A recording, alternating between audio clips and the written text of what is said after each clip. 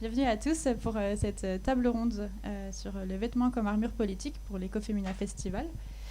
Aujourd'hui, on va accueillir Déborah Lopez, Benjamin Lenoir et Claire Dugan pour cette table ronde donc, sur le vêtement comme armure politique. Et aujourd'hui, on va voir comment notre pouvoir d'achat peut façonner le monde et comment notre carte bleue peut nous aider à faire changer les évolutions sociales et politiques. Et comme quoi, on a un vrai pouvoir avec notre pouvoir d'achat et notre carte bleue. Donc, les invités vont nous partager leur point de vue et leurs solutions et ce qu'ils ont déjà mis en place avec leurs marques et leurs projets, leur page Instagram. Et cette table ronde va durer à peu près 1h15 et après vous aurez à peu près 15 minutes de questions-réponses, mais on va vous faire interagir aussi avec des petits sondages et tout ça au fur et à mesure de la table ronde. Donc n'hésitez pas, si vous avez des questions aussi, vous pouvez lever la main. Et Ambre, qui va être facilitatrice, pourra vous apporter un des micros si jamais vous avez des questions en cours de route. Est-ce que je peux vous laisser vous présenter, du coup, Déborah, Benjamin, Kevin.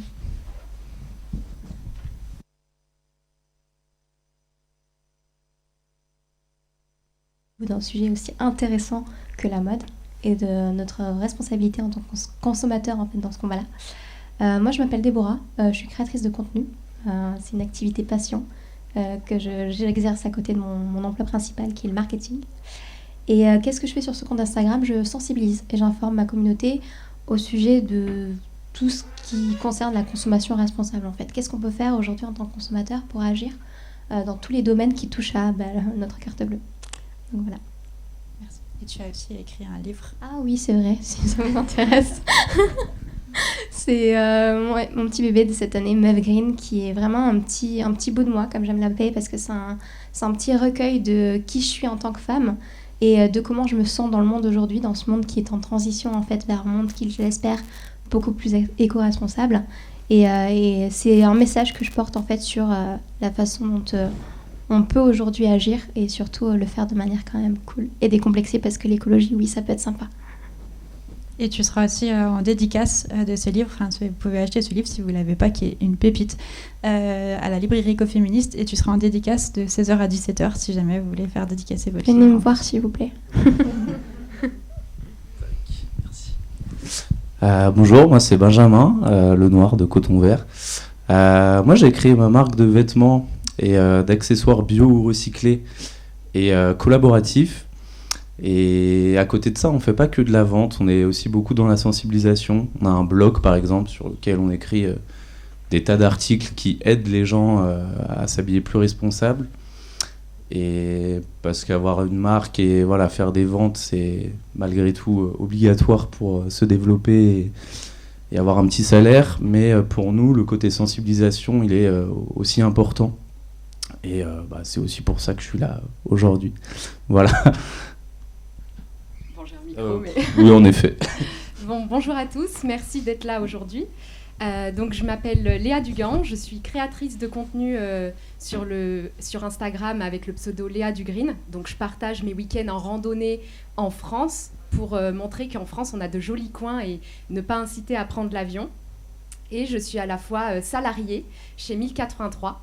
Donc, je ne sais pas si vous connaissez 1083. Donc, on est une marque française spécialisée dans le jean et on est aussi éco-responsable. Et donc, on a la promesse de fabriquer des jeans. Donc là, aujourd'hui, j'ai une petite salopette 1083. Donc, des jeans à moins de 1083 km de chez vous. Et là, peut-être vous vous dites, pourquoi on s'appelle 1083 ?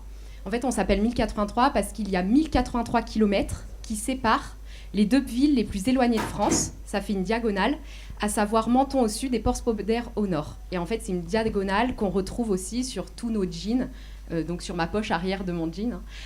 Donc voilà, pour rappeler l'ADN de la marque et la fabrication française. Merci Déborah, Benjamin et Léa pour votre présentation. Pour me représenter rapidement, je suis donc Héloïse, l'une des cofondatrices du festival, et dans mon ancienne vie, j'ai travaillé chez 1083 en tant que responsable des boutiques et responsable des achats.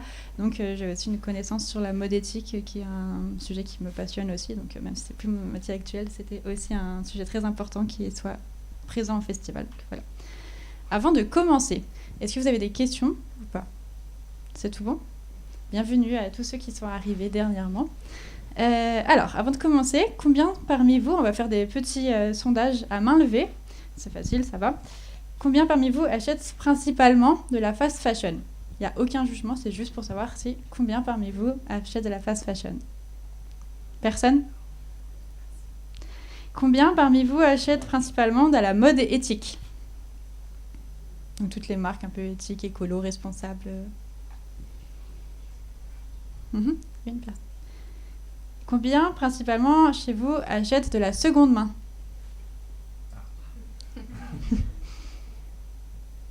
Ça peut être un mix de plusieurs et tout ça. Donc c'est principalement de la seconde main. Il y a une friperie d'ailleurs qui sera là avec matière naturelle. Très bien. Et ben, vous êtes déjà un public convaincu, mais on va vous apporter encore plein d'autres arguments pour convaincre tous vos entourages pour passer à la mode éthique ou seconde main. Et est-ce que parmi vous, des personnes connaissent la marque Coton Vert ? Bah ouais, vous pourrez découvrir. Il est temps. Et la marque 1083 ? C'est un peu plus connu. Et est-ce que parmi vous, des gens connaissaient Déborah Lopez avec Je me recycle, son compte Instagram ? Trop bien. Et Léa Dugreen ? Peut-être ? Trop bien. Et ben merci pour cet petit sondage. Pour reposer le contexte de la mode et l'impact de la mode dans le monde, je vais faire un rapide tour d'horizon pour voir ce qu'il y a. Donc la mode, c'est le deuxième responsable de la pollution dans le monde, avec 10% des émissions mondiales de dioxyde de carbone, et utilise 1,5 billion de litres d'eau par an. Donc c'est encore plus que, je crois que c'est plus de 100 milliards du coup, d'eau, c'est beaucoup. Que ce soit en matière donc, de production, donc épuisement des ressources, pesticides, endommagement des écosystèmes locaux et biodiversité, monoculture, crise de l'eau, colorants, pollution des rivières et des champs, surproduction, alimentation des usines avec des énergies fossiles, notamment le charbon, on a dit, les kilomètres parcourus avec les transports, au moment du vécu du vêtement avec les nanoparticules de plastique relâchées à chaque lessive, qui ne sont pas filtrées par les stations d'épuration, les perturbateurs endocriniens et les toxicités des teintures, ou en fin de vie, chaque année, c'est 4 millions de tonnes de vêtements qui sont jetés en Europe et sinon renvoyés dans les pays émergents comme le Ghana par exemple. Quand on donne au relais, certains ça va être pouvoir revendu et d'autres sinon ça va être renvoyé dans les pays en Afrique. La production de vêtements, notamment pour la fast fashion, c'est aussi des conditions de travail déplorables avec le tristement célèbre Rana Plaza, un immeuble de production de fast fashion au Bangladesh qui s'était effondré en 2013 et qui avait fait plus de 1135 morts et 2500 blessés. Malheureusement, il y en a encore beaucoup comme ça dans le monde, et c'est pour ça qu'il y a heureusement des marques qui font les choses autrement. Et heureusement, donc, les choses changent, et avec tous les derniers scandales et la crise Covid et tout ça, il y a de plus en plus de gens qui prennent conscience, et d'ailleurs, vous êtes déjà convaincus. Est-ce que vous pouvez présenter encore plus en détail pour vous donc, c'est quoi une marque éthique ? Et donc on va commencer par toi Léa. C'est quoi une marque éthique et quels sont les engagements concrets de 1083 même si tu as déjà un peu dit tout à l'heure, mais allez en plus en profondeur. Donc il faut savoir qu'un jean conventionnel, il parcourt plus de 65 000 km. Et donc 1083, on s'est fait la promesse de fabriquer des jeans à moins de 1083 km de chez vous pour qu'ils parcourent moins de 1083 km. Donc ça, c'est le premier constat et c'est pour ça qu'en 2013, Thomas Uriez, il a créé la marque 1083 et en fait, il l'a créée en campagne de financement participatif sur Ulule. Au départ, il visait 1000 précommandes de jeans et au final, il y en a eu plus de 1000 et donc, il visait plus 100 jeans à la base et après, il y en a eu plus de 1083 et en fait, Thomas, il avait dit s'il y a plus de 1083 précommandes de jeans, eh ben, je pars à votre rencontre à vélo et je vais faire cette diagonale. Et donc Thomas, en 2014, il a fait cette diagonale à vélo. Il a dormi chez les premiers clients 1083. Et donc c'est comme ça en fait que la marque 1083 est née. Et donc elle est née via aussi une communauté sur Facebook parce que tout le monde, ils étaient dans le processus. Ils voulaient voir comment la relocalisation du jean se passait. Donc en fait, il faut savoir que Thomas Uriez, à la base, il a créé Modétique en 2007. Donc en fait, il est parti du constat où, à la base, il achetait des bonnets péruviens parce qu'il n'y avait pas vraiment de vêtements éco-responsables à l'époque, en 2007. C'était un marché qui n'était pas très pris encore.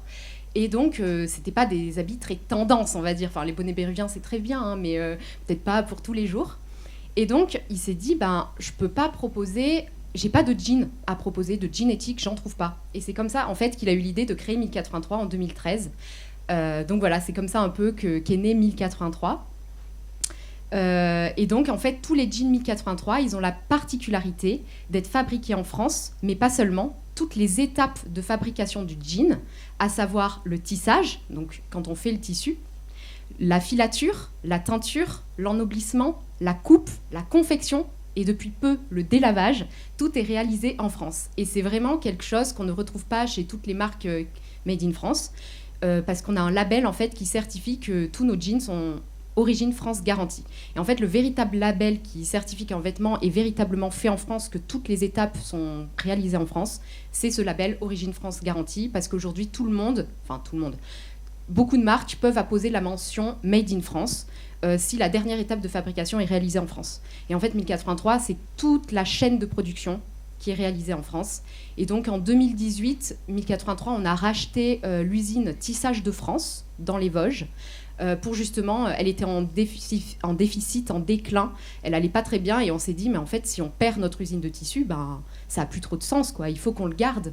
Et donc, c'est pour ça qu'on a racheté Tissage de France dans les Vosges. Bon, aujourd'hui, c'est toujours compliqué avec le Covid, etc. Ça n'a pas du tout aidé notre usine parce qu'elle est très énergivore, justement. Elle demande beaucoup d'énergie. Les machines, c'est des anciens métiers à tisser, donc ça demande énormément d'énergie. Et le coût de la matière première a augmenté durant le Covid. Et donc, c'est pour ça que c'est compliqué aujourd'hui de faire fonctionner l'usine, mais on file toujours dans cette usine le tissu. Donc voilà pour la petite histoire. Et donc c'est à peu près tout ce que j'ai à dire sur 1083 pour l'instant.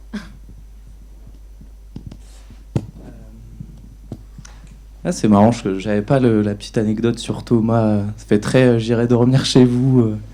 Très sympa. Essayer de reprendre la question, qu'est-ce qu'une mode éthique ou une marque éthique plus largement. Pour nous, ça peut être, c'est le choix d'utiliser des matières bio ou recyclées. C'est aussi le choix de fabriquer avec des usines qui vont pas faire travailler d'enfants, qui vont pas faire de travail forcé, etc. Ça paraît logique, mais en fait, malheureusement, c'est rarement le cas dans le textile. Après, pour moi, une mode éthique ou une marque éthique, c'est aussi une cohérence globale. C'est-à-dire que si on trouve un vêtement, bio, potentiellement fait dans de bonnes conditions, etc., mais que tous les employés de cette dite marque roulent en 4x4 pour aller au travail, il y a peut-être une petite incohérence là-dedans. Donc moi, c'est aussi la cohérence globale. Ça peut être aussi, en fait c'est très large comme notion, ça peut être aussi montrer plus de morphologie sur ses photos, sur les réseaux sociaux, plus de diversité. Ça peut être vraiment plein de choses. Pour nous, c'est aussi l'aspect collaboratif où en fait on va pas... j'en parlais tout à l'heure, nous on a un système en fait de création de produits collaboratifs, donc c'est-à-dire qu'on va demander à nos clients et à notre communauté quels sont leurs besoins. Là, on leur demande ce qu'ils veulent.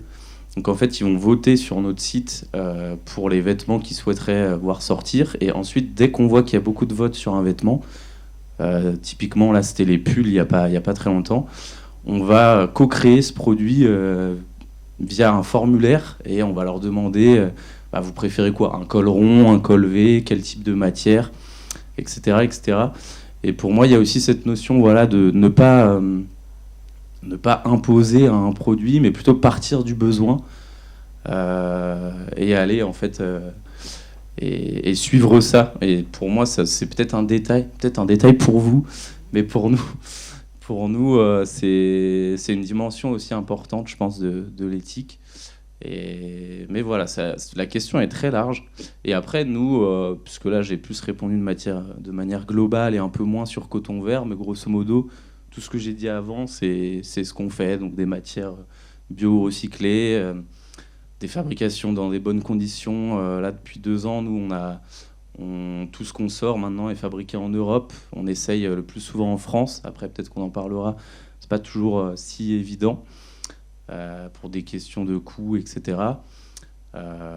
Et après, le niveau de la cohérence, nous, on est 3, on va nous-mêmes essayer le plus possible de faire nos achats auprès de petits commerçants, etc., etc. Et voilà, pour rebondir là-dessus, c'est aussi attention au greenwashing où certaines marques vont se faire passer pour une marque éthique sous prétexte qu'ils vont utiliser 10% de coton bio dans leur t-shirt. Mais en fait, tout le reste de l'entreprise sera absolument pas éthique. Donc là, c'est aussi faire attention à nous, en tant que consommateurs, au discours et aussi aux actes des marques. Mais je pense qu'il y aura un sujet sur le greenwashing où on pourra peut-être un peu plus développer. Donc voilà, pour moi, une marque éthique, voilà, c'est très global. Chacun en aura sa définition. Moi, j'englobe un peu tout ça. Voilà. Merci Benjamin. Oui, moi j'aimerais bien rebondir là-dessus parce qu'il y a une valeur qui me semble fondamentale, c'est la transparence. Aujourd'hui, en tant que consommatrice, moi j'ai à cœur en fait de consommer chez des marques qui sont honnêtes envers qui elles sont. Et c'est vrai que ça c'est pas toujours évident parce que vous l'avez bien souligné, hein, c'est impossible aujourd'hui d'être parfait dans un monde qui ne l'est pas. Du coup, il y a pas mal de contraintes, en tout cas quand on lance une marque de vêtements d'un point de vue écologique. Mais dans la mesure où on a une marque qui est respectueuse et bienveillante envers tous les acteurs de la chaîne de production, de distribution, de commercialisation et aussi dans la communication de ces produits, c'est déjà pas mal. Et surtout, qu'elle n'ait pas peur en fait, de faire face à ses défauts et d'expliquer en fait en quoi elle est imparfaite. Donc la transparence, pour moi, c'est fondamental en fait dans cette question d'éthique. Ouais. Et je rejoins du coup Déborah sur la transparence aussi. C'est dans le cœur de nos missions. Je prends l'exemple 2083 hein, parce que c'est celui que j'ai en tête. Donc on est hyper transparent, notamment avec notre communauté. On leur partage tous les problèmes qu'on rencontre, tout le processus qu'il y a dans la relocalisation des étapes de fabrication du jean. Et je rebondis aussi sur ce qu'a dit Benjamin, sur le fait qu'une marque éthique, pour moi, c'est aussi une marque qui utilise des matières premières naturelles, comme le coton bio certifié GOTS, la laine, le lin, le chanvre, voilà tout ça. Donc je suis complètement d'accord avec vous sur ce que vous avez dit précédemment. Si je peux ajouter un truc, pour moi, il y a aussi la question de alors, après, c'est contradictoire un peu avec nos métiers, mais la question de ne pas inciter trop à l'achat et d'être aussi dans la sensibilisation à consommer moins mais mieux. Et là, pareil, une marque qui va peut-être fabriquer en France dans de bonnes conditions, etc., mais qui nous bombarde de publicité et d'incitation à l'achat à outrance, et moi, je vais avoir du mal à la considérer comme éthique. Après, mais c'est très subjectif. Et en même temps, on a aussi besoin que des grosses marques existent pour aussi driver le secteur et tout. Donc c'est une question où voilà, les avis peuvent diverger, mais en tout cas, voilà, il faut que cette marque elle soit aussi dans une forme de sensibilisation et pas dans le acheter tout de suite. Enfin, pour moi, ça rentre aussi dans le sujet, en dehors des matières, etc. L'achat utile. Enfin, l'achat vraiment utile et est-ce qu'on a vraiment besoin de cet achat, quoi. Parce qu'en fait, si on incite à l'achat, bah finalement, je ne vais pas dire on vaut pas mieux qu'une marque de fast fashion mais en fait, c'est pas si évident parce qu'on est dans un système de toute façon capitaliste où on doit vendre aussi pour payer nos loyers, etc. Donc je pense que nous, l'une de nos problématiques en tant que marque éthique, c'est aussi de trouver cet équilibre entre à la fois être rentable, mais tout en restant dans nos valeurs et sans succomber aux sirènes d'un marketing extrême, etc. etc. Et pas évident, c'est un challenge. Merci. Déborah, tu voulais aussi peut-être parler de la seconde main, qui est aussi un sujet que tu parles beaucoup, c'est sur ta page Instagram, si tu veux développer. Effectivement, et puis j'ai l'impression que vous êtes tout autant concernés que moi, donc ça tombe bien. Moi, quand j'ai commencé à m'intéresser à la mode, je ne savais pas du tout où aller. En fait, je ne comprenais pas comment ça se fait qu'il y avait des matières qui étaient polluantes. Pourquoi il y avait certains vêtements qui étaient fabriqués dans des conditions atroces et qui polluaient à l'autre bout du monde. Et du coup, je me suis dit, bon, ok, comment je fais ? J'ai pas trop les moyens de payer peut-être 150 € aujourd'hui une salopette. Je sais pas trop. Donc, je vais faire de la seconde main, en fait. Je vais acheter de la seconde main parce qu'au moins, je me dis que je ne participe pas financièrement à un système aujourd'hui qui est polluant. Et et trop opaque, en fait, à mon sens. Donc la seconde main est venue comme une solution aujourd'hui et je pense que ça fait partie aujourd'hui de notre façon de consommer la mode de manière plus responsable, puisque voilà, il n'y a rien de plus écolo que ce qui existe déjà. Donc de ce point de vue-là, on est assez raccord. Maintenant, le secteur de la mode a énormément évolué. Aujourd'hui, on est sur des vêtements d'une qualité qui est beaucoup plus médiocre qu'avant, qui durent moins longtemps. Du coup, même au niveau de la seconde main, en fait, on arrive à un point où ça devient compliqué, en fait. Donc je pense qu'il faut faire attention. On parle beaucoup aussi de ces plateformes. Vinted est un exemple incroyable. Je ne sais pas si vous consommez chez Vinted aujourd'hui dans la salle, n'hésitez pas à me dire si c'est le cas. Vinted est une des plateformes qui est venue démocratiser et rendre la seconde main accessible et même l'a rendue en fait stylée. Je sais pas vous, mais moi avant la seconde main j'avais un petit peu des a priori dessus. Avec Vinted c'est devenu facile, pratique et même c'est à la mode en fait de consommer sur Vinted. Et aujourd'hui, du coup, on se rend compte que ce genre de plateforme utilise de manière abusive tu parlais de la surconsommation, Benjamin, ça s'applique aussi sur sur la seconde main, parce que rentrer dans ce piège en fait de surconsommation, y compris pour des articles de seconde main, ce n'est pas une solution. Et finalement, on se rend compte que du coup, même comme ça, en tant que consommateur, on a toujours une responsabilité pour consommer la mode de manière plus responsable, même si c'est de seconde main, parce que c'est de notre devoir en fait de chérir en fait les vêtements qu'on achète. Voilà, même s'ils sont de seconde main, en fait, le principal c'est de les faire durer et d'éviter ce piège de la mode jetable. C'est pas parce que c'est de seconde main que je peux le remplacer et le jeter facilement. Je me dois en fait de le garder et de lui donner la vie la plus longue possible. Et ça pour le coup, ce sera vraiment responsable. Et y compris, on n'en a pas trop parlé et c'est vrai que c'est un petit peu délicat comme sujet. On a pas mal, je pense, certaines pièces de fast fashion, hein, parce que même si vous achetez de la seconde main aujourd'hui, peut-être que c'était pas le cas il y a 20 ans, parce que c'était pas du tout pareil. Par contre, si vous avez une pièce aujourd'hui, que vous la gardez et que vous la gardez à vie, ça, c'est responsable. Et donc, je pense que voilà, il faut continuer là-dedans, en fait, dans cette démarche-là, pour faire durer la mode le plus longtemps possible. Tout à fait, je suis d'accord. Je rebondis, c'est pas du tout dans le sujet, mais vraiment apprendre à prendre soin de ses vêtements et dans les techniques de lavage, par exemple, pas utiliser d'assouplissant et tout ça qui est très mauvais. Enfin, du coup, c'était les règles de lavage de chimie 83, pas plus de 30 degrés ou 40 degrés maximum et tout ça. Et en fait, c'est vraiment pour faire durer les vêtements à l'infini ou même mettre à l'envers les vêtements et tout. Enfin, moi, c'est vraiment quand j'ai travaillé chez chimie 83 que j'ai vraiment appris comment on lavait vraiment les vêtements, mettre à l'envers et tout ça. Et du coup, c'est vraiment pour les préserver dans le temps et en prendre soin, quoi. C'est hyper important, quoi. Concernant le marché de la seconde main, tu as déjà un peu parlé, Déborah, mais est-ce que du coup, Léa ou Benjamin, vous voulez rebondir sur ça avec vos marques ou... Ouais, c'est intéressant ce que tu disais sur Vinted, parce que eux, ouais, leur slogan, je crois que c'est « tu ne le portes pas avant le ». Donc en fait, c'est comme si ils banalisaient le fait de de se débarrasser d'un vêtement quelque part, et du coup, eux, ils banalisent complètement le fait de racheter, et donc nous, c'est justement tout ce contre quoi on lutte.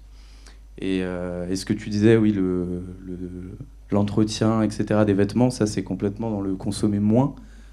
C'est parce qu'avant de consommer mieux, peut-être des vêtements plus qualitatifs, plus éthiques, etc., c'est déjà peut-être limiter nos achats de vêtements, commencer par là. Et puis, et ça peut permettre de faire des économies et d'avoir aussi plus d'argent pour acheter peut-être des vêtements d'un peu meilleure qualité et plus éthiques. Mais voilà les petits ajouts. Je sais pas, Léa, si tu... Donc en fait, la seconde main, il faut savoir que ça fait partie de l'économie circulaire. Je ne sais pas si vous en avez un peu entendu parler. Donc l'économie circulaire, c'est au plus global, c'est apprendre à mieux trier les déchets. En fait, durant tout le cycle de vie du produit, c'est apprendre à mieux le gérer, ce produit, et à le fabriquer de manière responsable, mais aussi au cours, à la fin du cycle de vie, apprendre à le recycler ou le réutiliser. Bref, le but, c'est de ne pas produire plus de déchets que de base. Donc 1083, donc, c'est au cœur de notre mission, l'économie circulaire. Et donc, dès le lancement de 1083, je dirais 2 ans plus tard, Thomas et toutes ses équipes ont pensé justement à une offre d'occasion. Donc en fait, il y avait des clients justement qui disaient sur Facebook « Ah, mais moi, mon jean, il me va plus, j'ai pris un peu de poids, comment je peux faire pour le revendre ? Parce que c'est dommage que je ne le porte plus. » Et du coup, Thomas, il s'est dit « Ah ouais, mais en fait, il faudrait qu'on puisse le revendre dans nos boutiques, en fait, ces jeans. » Et donc, c'est de là qu'est née la première offre d'occasion 1083. Donc en fait, quand vous avez déjà porté un jean, que vous l'avez lavé et que vous êtes sûr que vous n'allez plus vous en servir, vous pouvez le ramener chez 1083. Et donc, tu me dis si je me trompe, hein, Héloïse, parce que je sais que tu as participé aussi à ça. Donc, une fois qu'on donne notre jean chez 1083, et une fois qu'il sera vendu, eh ben, on va reverser l'intégralité du montant. Donc, on ne va même pas se prendre une commission, hein, comparé à d'autres marques qui se prennent toujours une com. Nous, on reverse 100% de la vente sur le compte client. Il faut bien sûr qu'on soit client chez 1083 et on peut revendre que les jeans 1083, hein, bien sûr. Et on redonne 100% de l'argent de la vente sur son compte client. Et comme ça, le client pourra de nouveau acheter un jean 1083 ou autre chose. Donc voilà, ça c'était notre première offre d'occasion. Et ensuite, on a lancé l'offre second choix. Donc en fait, les seconds choix, ce sont des jeans qui n'ont jamais été portés, mais qui ont un défaut de fabrication. Alors c'est normal, hein, quand on produit des jeans, il y a forcément des jeans qui vont avoir un défaut. Ça peut être un défaut lié au tissu, donc un problème de teinture, ça s'est mal passé, ou ça peut être un problème de tissage, un fil qui a cassé, etc. Ou ça peut être aussi un jean lors de la confection qui a eu un défaut de couture. Donc voilà. Donc ces jeans, en fait, nous, on ne veut pas les gaspiller, on ne veut pas les jeter, on trouve que c'est dommage, parce que c'est clairement des jeans qui peuvent être portés. Et donc, on a mis en place une offre de second choix. Donc à la base, c'était qu'en boutique, à Romans et à Paris. Et puis, là, en mai, on a changé de site internet, on a migré, on a effectué une grosse migration. Et donc, aujourd'hui, vous pouvez retrouver ces jeans second choix sur Internet. Par contre, on ne dit pas le défaut précisément qu'il a, parce que ça serait trop long à faire la liste de tous les défauts. Mais par contre, sur votre fiche produit, vous retrouvez tous les défauts que peut avoir un jean. Et après, vous recevez votre jean. Après, le plus simple, c'est quand même de venir en boutique, de voir les jeans. C'est toujours plus simple. Mais voilà, c'est pour les personnes qui ne peuvent pas forcément se déplacer à Paris ou à Romans-sur-Isère. Donc oui, pour recontextualiser, en fait, 1083, on a 5 boutiques en France. Donc on en a une à Paris, qui est 100% 1083. Une à Romans-sur-Isère, qui est toujours Modétique X 1083. Vous vous souvenez, la marque de base qu'avait créée Thomas en 2007. Et ensuite, on a Nantes, Grenoble, Lyon. Voilà, c'est ça. Donc ça en fait 5. Et après, on a 130 revendeurs partout en France pour justement acheter son jean au plus près de chez soi, et pas faire des kilomètres pour acheter un jean. Donc voilà, c'est comme ça qu'on a pensé notre offre de seconde main, parce que c'était dans notre mission d'économie circulaire de proposer une alternative aux clients, mais aussi aux clients qui souhaitaient acheter un jean moins cher, parce qu'il faut savoir qu'un jean 1083, on paye la relocalisation de toute la filière du jean, et donc c'est en moyenne 129 € le prix d'un jean. Et donc tout le monde ne peut pas se permettre d'acheter un jean à ce prix-là, et c'est pour ça qu'on a développé l'offre de seconde main. Rebondir là-dessus, nous on fait un peu la même chose, on les a pas appelés les seconds choix, mais les vêtements moches, pour rebondir sur les fruits et légumes moches. Et effectivement, impossible de pas avoir un petit défaut de temps en temps. Et donc nous, c'est trouvable sur notre site cotonvert.com, rubrique vêtements moches. Ça peut être, parfois il n'y a même pas de défaut, c'est juste que c'est des prototypes qu'on n'a finalement jamais sortis, donc il peut être aussi neuf sans défaut. Et ce qui est cool, et tu l'as dit juste avant, c'est que du coup, c'est des prix aussi vachement plus abordables pour tout le monde. Donc ça contribue à démocratiser aussi cette mode plus éthique. Et nous, on essaye quand même parce que nous, on est quasi exclusivement en ligne, donc on précise quand même quels sont les petits défauts, ou alors si c'est juste un proto qui n'a jamais vu le jour, etc. Mais effectivement, généralement, c'est une micro-tâche à peine perceptible. Et après, quand c'est des défauts plus importants, là, on ne les vend pas. Là, on va les donner à des assos. Si c'est encore portable, mais qu'on se dit, là, on ne va quand même pas le vendre, là, on va les donner à Emmaüs, ce genre d'association. Et voilà, nous, c'est pas vraiment de la seconde main, parce que c'est des vêtements qui n'ont jamais été portés. Mais nous, ouais, comme on est en ligne, ce serait trop compliqué genre, de recevoir les colis, et puis ça générerait des émissions de carbone, etc. Mais en tout cas, c'est complètement lié. Neuf éthique, seconde main, je pense qu'il y a quelque chose à...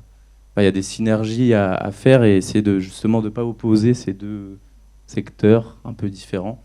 Et après, moi, j'ajouterais quand même un truc sur la seconde main. Moi-même, je consomme de seconde main. Là, j'ai un jean... malheureusement, c'était pas un 1083. Il faudrait qu'il y en ait plus de seconde main. C'est un Levi's, mais que j'avais eu genre à, je sais pas, à 15 balles au foyer de Notre-Dame des Sans-Abris, dans les bric-à-brac, là.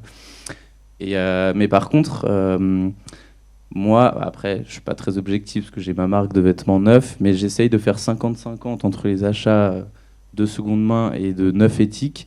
Pourquoi ? Parce que si j'achetais tout de seconde main, quelque part, je soutiendrais pas ce marché un peu parallèle des marques qui essayent de produire mieux et différemment, et en fait de prendre le problème à la racine dès la fabrication.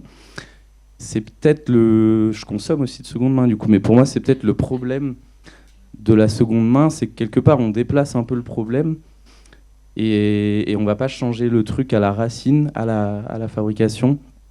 Et quelque part, si on consomme que de seconde main, est-ce que inconsciemment on n'entretient pas un peu ce système de fast fashion où en fait il restera plus que des marques, des grosses marques que je vais pas citer. Et donc pour moi, l'idéal, ce serait de faire un peu moitié-moitié, chacun avec nos budgets, etc. Mais c'est l'idée aussi de soutenir ces petites marques de vêtements neufs pour proposer aussi un autre modèle. Sinon, je crois qu'on tombe en fait soit seconde main, soit fast fashion.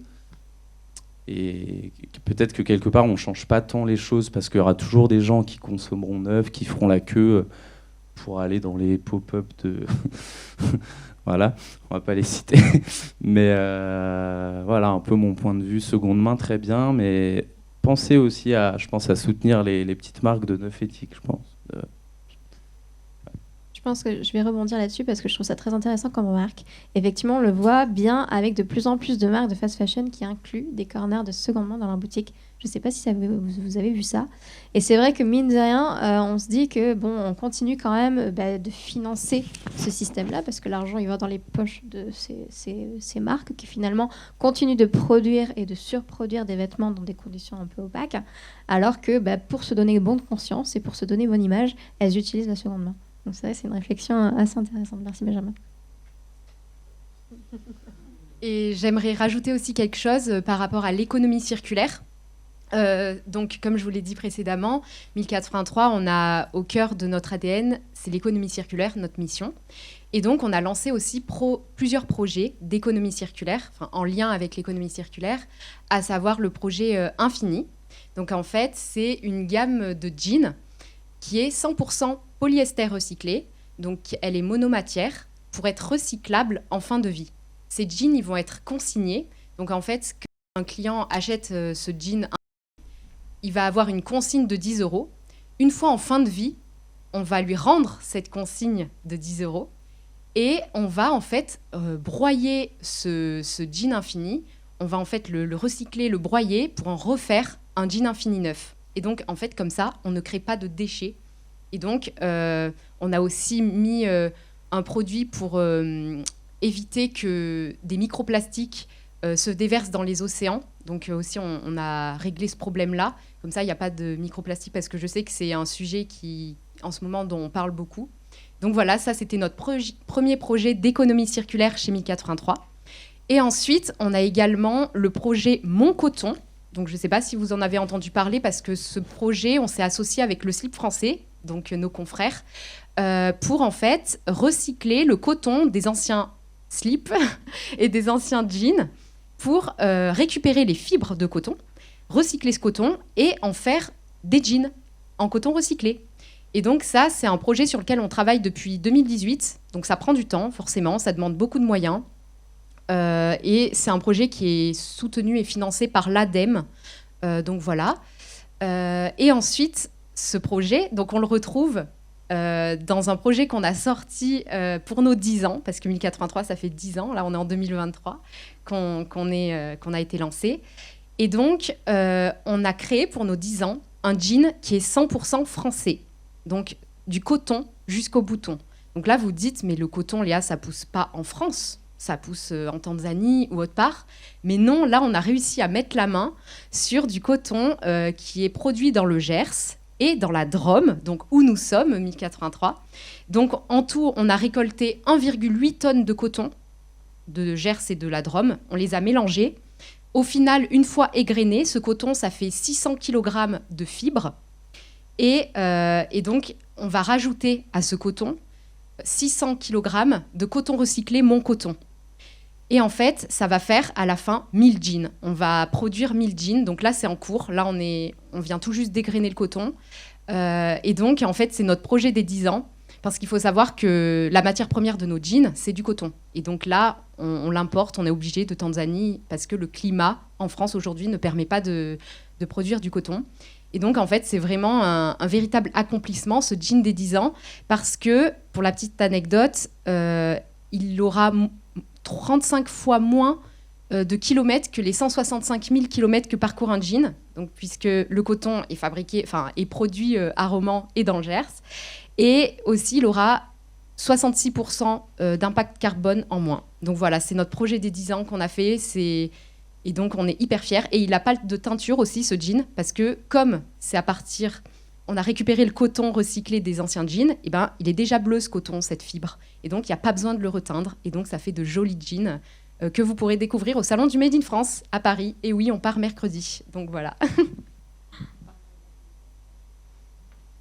Et du coup, je vais rebondir sur tout ce que vous dites depuis tout à l'heure, donc notamment sur ce que tu disais, Benjamin, de prendre le problème à la source. Et donc, à ce moment-là, est-ce que ça ne serait pas justement aux politiques publiques et à l'État et à tous ces pouvoirs de faire quelque chose, en fait, justement pour changer les choses à votre échelle, plutôt que ça soit sur la responsabilité du citoyen de consommer autrement, sachant que ça peut coûter cher et tout ça. Et donc, est-ce que ça ne serait pas les politiques publiques, les villes, les métropoles, l'Europe, de faire quelque chose ?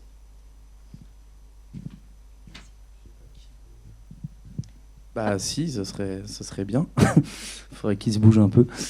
Ça, on pourrait envisager, on en avait discuté, à potentiellement un système de bonus pour les marques qui fabriquent bien, entre guillemets, et peut-être de malus ou de taxes pour les marques les plus polluantes. Après, une fois qu'on a dit ça, c'est pas si simple à mettre en place parce que avec les lobbies, etc. Et du coup, ce serait peut-être aussi le rôle des citoyens quelque part d'influencer aussi peut-être vers ces politiques-là, etc. Après, que faut-il faire ? Là, on l'a un peu dit, mais comment ? Là, ça me paraît plus compliqué. Je ne sais pas si tu as un élément de réponse, Déborah. Ouais, je pense qu'effectivement, les politiques aujourd'hui ont une grande responsabilité. Elles ne prennent pas encore forcément, ou alors elles font des petites choses, mais à petite échelle. Moi, je me rappelle de la loi Devoir de vigilance qui a été votée en 2017 en France et qui est une loi en fait qui ne concerne pas que les marques de mode, mais un petit peu toutes les entreprises pour leur dire, écoutez, s'il vous plaît, essayez de faire attention à la planète et d'avoir un peu des valeurs éthiques. Mais à côté de ça, il n'y a pas vraiment de sanctions qui sont prévues, il n'y a pas vraiment d'application en fait de cette loi. C'est juste une loi de prévention. Donc c'est vrai que si les lois aujourd'hui existent mais ne sont pas assez ambitieuses, ne prévoient pas des modes d'application et ne prévoient pas des sanctions, aujourd'hui elles ne servent pas à grand-chose. Donc c'est vrai que là, moi j'attends des politiques qui soient beaucoup plus, force de proposition et mettre en place de vraies choses pour contraindre en fait certaines entreprises à agir de manière plus responsable. Maintenant, si elles n'y arrivent pas, nous en tant que consommateurs, on peut aussi prendre le relais. Le boycott étant effectivement une façon d'agir qui a beaucoup de pouvoir, puisque c'est par notre argent qu'on décide ou pas de financer certaines entreprises. Donc nous, on a aussi cette responsabilité-là à jouer, je pense. Ça peut être s'engager peut-être dans différentes assos. Il y a notamment l'asso En Mode Climat qui réunit un groupement d'entreprises justement du textile qui veulent faire bouger les choses. Je ne sais pas si c'est seulement dédié aux marques textiles ou si tout citoyen peut s'engager là-dedans. Je suis pas encore expert sur ce sujet-là. Mais oui, c'est sûr que. Mais après, moi, quelque part, peut-être, je suis un peu résigné. Je crois pas que ce soit le cœur du projet de ce gouvernement, que l'écologie soit au cœur de leur volonté politique. Mais on peut toujours être agréablement surpris, peut-être. Mais... Mettre en place des petites choses, mais encore une fois, c'est Ouais. ambitieuse. En 2022, il y a la loi AGEC qui est passée pour contraindre les marques à arrêter de détruire leurs invendus. C'est quand même aberrant de devoir en arriver là pour éviter de gaspiller des choses, mais au moins ça a été mis en place et aujourd'hui une marque, en tout cas sur le territoire français, parce que ça aussi c'est Oui, un c'est sujet. ça. Parce que du coup, ils détruisent ailleurs. Exactement. Mais bon, au moins en France, il y a eu ça qui a été mis en place. Donc il y a des petites choses. On sent que certains sujets sont abordés, mais pas encore à la hauteur, en tout cas, de nos attentes. On aimerait que ça aille un peu plus vite, parfois. Et aussi, à partir de 2024, je ne sais pas si vous en avez entendu parler, il y a une législation en Europe qui va être mise en place concernant des Nutri-Score, un peu comme on a pour la nourriture sur les emballages. Donc là, ça serait du Nutri-Score textile sur les vêtements. Après, moi, j'ai mis certaines réserves parce que, par exemple, un des critères pour avoir un bon Nutri-Score, pour le jean, c'est que le jean soit léger, donc facilement transportable et qu'au niveau du transport, les jeans soient pas lourds. Sauf que on sait tous qu'un jean léger, c'est pas un jean forcément de très bonne qualité. Nous, nos jeans 1083 sont très très lourds. Donc ça voudrait dire qu'au niveau du score, on serait au niveau D, on n'aurait pas un bon score, alors qu'on fait tout pour produire localement. Et du coup, c'est en ce sens qu'on essaye de discuter avec cette législation, ce Nutri-Score, pour essayer de montrer les faits dans la filière du textile. Un jean brut, ça pèse lourd. Et donc, il faudrait ne pas pénaliser les marques qui font bien les choses pour ce Nutri-Score. Sinon, comme d'habitude, c'est les mêmes marques qui vont l'emporter parce qu'elles auront des lobbies, parce que... voilà. Donc, c'est pour ça que j'ai mis certaines réserves et que l'État peut faire plein de choses encore. Je pense aussi au niveau des labels. Peut-être qu'il pourrait mettre en avant le label Origine France Garantie, d'autres labels GOTS, Ecotex, il en existe plein aujourd'hui. France Terre Textile. En parler davantage aussi, parce que c'est pas un sujet qui fait la une des... Bon, après, l'actualité est riche en ce moment, mais je pense qu'on n'en parle pas assez aussi, globalement. Enfin, moi, à l'époque, j'avais vu quand même des reportages quand j'ai commencé, genre Cache Investigation, Tout compte fait, le documentaire The True Cost. Enfin, je pense qu'on a un peu les mêmes références. Mais... il y a eu un documentaire d'Arte aussi qui était sorti il y a quelques temps. Hugo Clément qui avait fait un documentaire sur où finissent nos vêtements et donc il montrait que ça finissait au Ghana sur des tonnes des déchets empilés de vêtements en fait qu'on ne savait plus quoi faire parce qu'ils étaient tellement de mauvaise qualité que même sur le marché africain ça ne se vendait pas donc c'était très compliqué en fait. Comme quoi il faut produire un vêtement de qualité pour qu'il dure le plus longtemps possible et que ça ne sert à rien de les envoyer à l'autre bout du monde et de se dire on ne voit pas le problème. Enfin, ça sert à rien, c'est pas ça qui est durable et vertueux.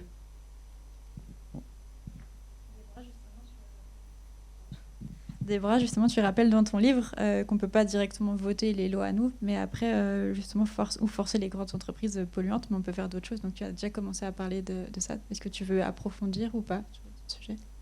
Oui, je pense que même si on ne comprend pas trop aujourd'hui la politique, parce qu'on ne s'y intéresse pas forcément, on a quand même une responsabilité en tant que citoyen, en tant qu'éco-citoyen, pour essayer de comprendre en fait ce qui se passe et de ne pas hésiter à lire les programmes, de ne pas hésiter à écouter en fait ce qui nous représente en politique pour justement essayer de comprendre et d'agir avec le vote. Aujourd'hui, c'est notre principal outil et je trouve ça dommage de ne pas l'utiliser parce que c'est un moyen de s'exprimer comme un autre. Donc ça, on peut le faire. On peut boycotter les entreprises, on en a parlé. Et après, c'est vrai que toutes les associations, il y a aujourd'hui plein de choses qui se passent. L'Éco-Féminin Festival, je pense, est un très bon exemple, parce que du coup, ça nous permet de se rencontrer, d'aborder plein de sujets intéressants. Il y a plein de choses, des initiatives éco-citoyennes, des initiatives des collectivités. Et donc, n'hésitez pas aussi à vous renseigner sur ce qui se passe près de chez vous. C'est Déborah. Et justement, je rebondis sur ça. Cet après-midi, à 14h, dans cette salle, il y a la table ronde de l'écoféminisme en politique. Et justement, avoir plus de femmes écoféministes ou de femmes ou d'hommes ou de personnes écoféministes en politique, ça peut aussi aider à faire cette transition. Parce que justement, l'écologie, c'est pas juste faire moins de pollution, moins de relocaliser. C'est aussi, on va en parler plus tard, mais c'est vraiment les conditions de travail, etc. Et et point de vue vraiment social, féministe, etc. et intersectionnel, quoi. Et donc voilà, elles en parleront mieux tout à l'heure. Mais c'est vraiment voter, notre pouvoir de vote. Il y a notre pouvoir d'achat et notre bulletin de vote, même si des fois c'est déprimant avec ce qui se passe en ce moment. Justement, on va faire un petit sondage là pour un peu de mouvement. Est-ce que vous êtes prêts donc, déjà à faire plus attention à vos achats, mais vous étiez déjà concerné à ça, mais est-ce que du coup vous avez plus d'arguments et de clés pour sensibiliser votre entourage si jamais ou contrer les personnes qui vont dire mais non, la mode éthique, voilà. Est-ce que vous avez, avec tout ce que les intervenants ont déjà dit, est-ce que ça vous avez appris des nouvelles choses? Ou non? Ouais. Trop bien. Est-ce que vous avez des questions actuellement déjà? Il y en a une.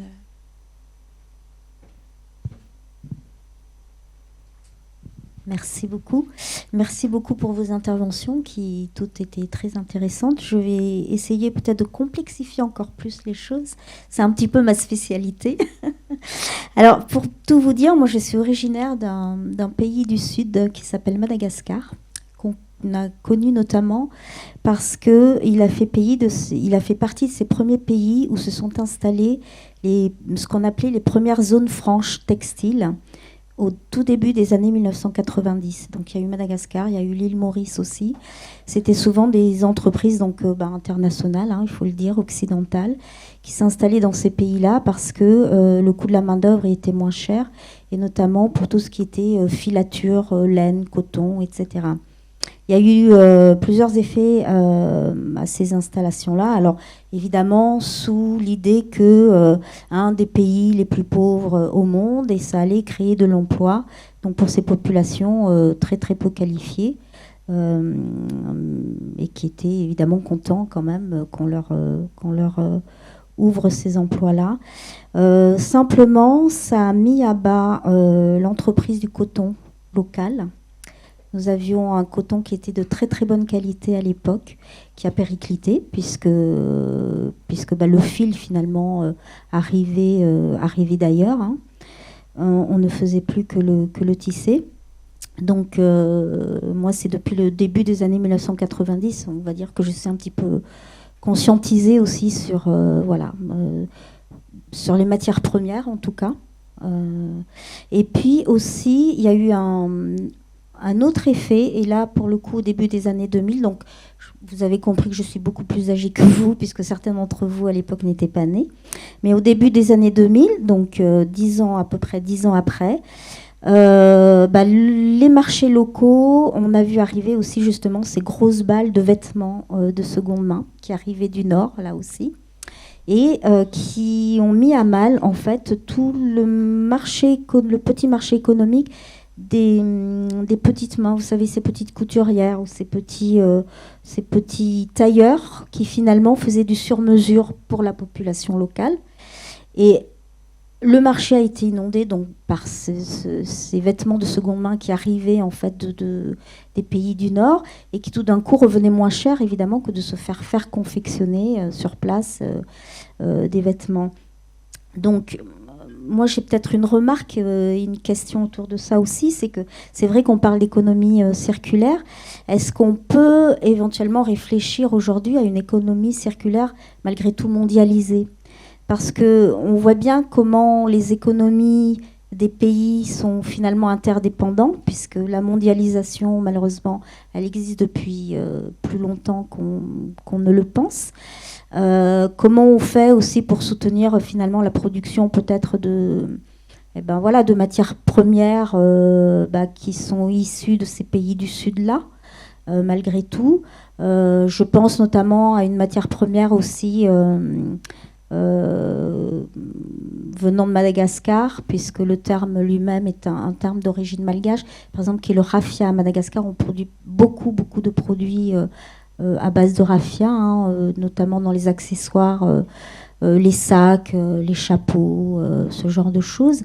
Et c'est vrai que quelque part, on a aussi besoin que finalement on consomme aussi ailleurs ce type de produits. Donc comment est-ce qu'on peut réfléchir aussi aujourd'hui à une économie éthique et solidaire, mais qui inclurait aussi finalement les pays du Sud. Voilà.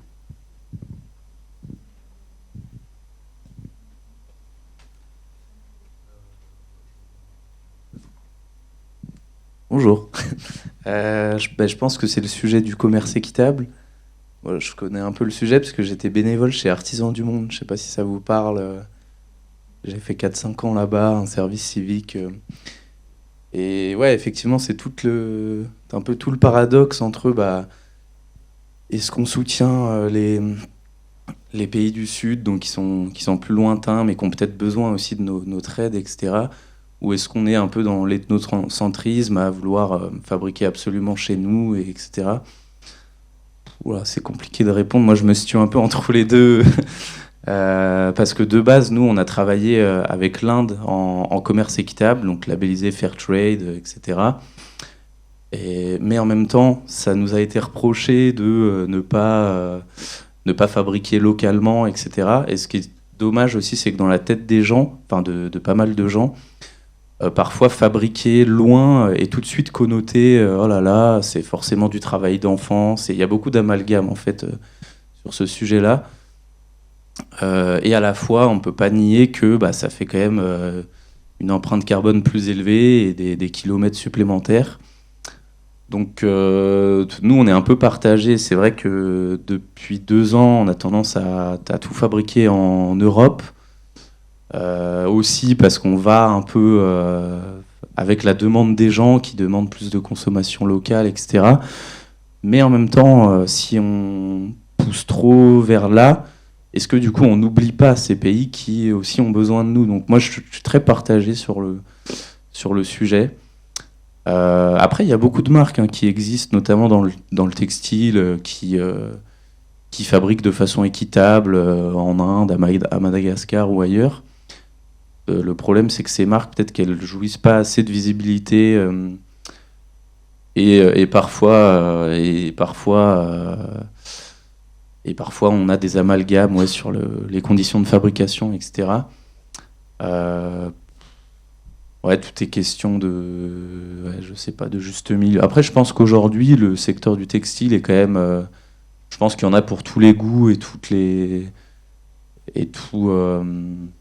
tous nos besoins et toutes nos convictions. Enfin, quelqu'un qui veut consommer du textile en commerce équitable, je pense qu'il trouve quand même une sélection assez variée de marques. Quelqu'un qui veut consommer vraiment 100% français, je pense qu'il trouve aussi. Il faut chercher. Bon, ça répond pas vraiment à la question. Moi, je suis très partagé, mais je comprends moi-même, en fait, je me suis fait ce raisonnement quand on a basculé sur la fabrication européenne. Et le danger, ce serait peut-être que nous tous, là, un peu les acteurs de la mode éthique, on se dirige seulement entre soi de tout fabriquer en France, etc. Et qu'on oublie quelque part des populations qui ont aussi besoin de nous. C'est la question de la solidarité. Et bon, mais du coup, je pose aussi la question sans trop y répondre, mais sujet pas évident, qui nécessite aussi pas mal de sensibilisation. Je sais pas si Déborah a un avis un peu sur le sujet, parce qu'on est très à valoriser la fabrication française, etc. Mais peut-être que parfois c'est vrai qu'on oublie certains pays plus pauvres qui auraient aussi besoin de nous. Je sais pas si... Moi, je parle avec ma vision de consommatrice et avec les remarques que je peux aussi recevoir des gens avec qui je discute. Aujourd'hui, tu as mis le doigt dessus, il y a pas mal de méconnaissances et de désinformation, enfin de malinformation sur ces sujets-là. Du coup, c'est assez complexe en fait de savoir vraiment qu'est-ce qui est important et comment on peut aussi satisfaire tout le monde d'un point de vue à la fois social et environnemental. Et c'est vrai que du coup, c'est pas facile. Moi, j'aime bien aussi partir en tant que consommatrice de quelles sont les valeurs qui sont importantes pour toi. Il y a toujours des concessions à faire dans tous les cas. Ce sera jamais parfait. Et du coup, à l'instant T, pour répondre aux besoins que tu as, qu'est-ce qui est important pour toi? J'ai pu faire aussi la promotion de certains projets sur le commerce équitable parce que ça me plaisait, notamment sur une association qui défendait les femmes en Afrique. Et du coup, ça me paraît aussi important aussi de donner de la visibilité à ces sujets-là, même si je ne les maîtrise pas forcément parce que justement, ils existent et parce qu'on a aussi ce devoir en fait, de communiquer là-dessus. Donc ouais, je pense que c'est très propre à l'individu aujourd'hui, tant que le sujet est aussi d'un point de vue écologique est très complexe au niveau mondial. J'ai pas l'impression que même nos gouvernements savent exactement par quel bout prendre le sujet. Donc en tant qu'individu, c'est encore plus complexe. Donc voilà, soyons solidaires, c'est sûr, mais je sais pas. Et moi, je rejoins Benjamin sur ce que tu as dit sur le commerce équitable tout à l'heure. Donc, quand je vous avais parlé de Modétique, que Thomas avait créé en 2007, donc les bonnets péruviens, il n'allait pas les acheter en France. Il les achetait justement pour soutenir l'économie locale de certains pays qui produisaient des bonnets péruviens, et c'était dans les coutumes et traditions. Et donc, en fait, Thomas, il sélectionnait les vêtements qu'il souhaitait vendre sur Modétique avec des critères bien précis, comme c'était coton biologique, commerce équitable, fair trade, il y avait aussi GOTS, il y avait quoi d'autre, bio.